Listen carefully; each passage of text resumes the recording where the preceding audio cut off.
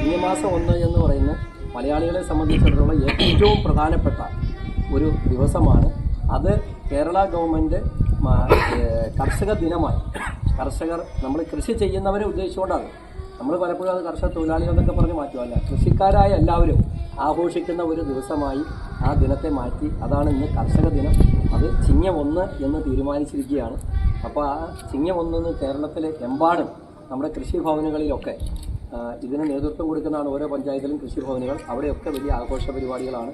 ഏറ്റവും നല്ല കർഷകനെ ആദരിക്കും, ഏറ്റവും നല്ല കർഷകരെ അങ്ങനെ ആ തരത്തിലുള്ളവരെയൊക്കെ ആദരിക്കുകയും അവരെ ബഹുമാനിക്കുകയും ചെയ്യുന്ന ഒരു കാലത്താണ്. അങ്ങനെ ചെയ്യുന്നതിന് കാരണം ഈ കൃഷിയൊക്കെ പ്രോത്സാഹിപ്പിക്കുക എന്നുള്ള ലക്ഷ്യത്തോടു കൂടിയാണ്. അതെല്ലാം നമ്മുടെ നാട്ടിൽ കുറഞ്ഞു വരികയാണ്. അപ്പോൾ അത് പ്രോത്സാഹിപ്പിക്കുക എന്ന ലക്ഷ്യത്തോടു കൂടിയാണ് ഈ കർഷക ദിനത്തെ ആചരിക്കുന്നത്. അപ്പോൾ അതിൻ്റെ ഭാഗമായിട്ടാണ് ഇന്ന് നിങ്ങൾ കർഷക ദിനം ആചരിക്കുന്നത്. Saint Mary's School. അപ്പോൾ അതിൻ്റെ ഭാഗമായിട്ടാണ് ഇപ്പോൾ നമ്മൾ ഇപ്പോൾ നിങ്ങളുടെ കയ്യിലിരിക്കുന്ന വിത്ത് എന്ത് തൈയാണ് എനിക്കറിയില്ല. വഴുതന എന്ന് പറയുന്നത് നിങ്ങളതിന് പറയുന്നത് എന്താണ്? ബ്രിഞ്ചാളിൻ്റെ തൈയാണ് നിങ്ങളുടെ കയ്യിലിരിക്കുന്നത്. അപ്പോൾ ഇത് നട്ടിട്ട് ഇതിൽ നിന്ന് കിട്ടിയിട്ട് വേണം നമുക്കിനി ഓണാഘോഷത്തിന് സദ്യ നടത്താനായിട്ട്. പ്രാർത്ഥിച്ചൊക്കെ നിങ്ങൾ നട്ടോ. അപ്പോൾ അങ്ങനെ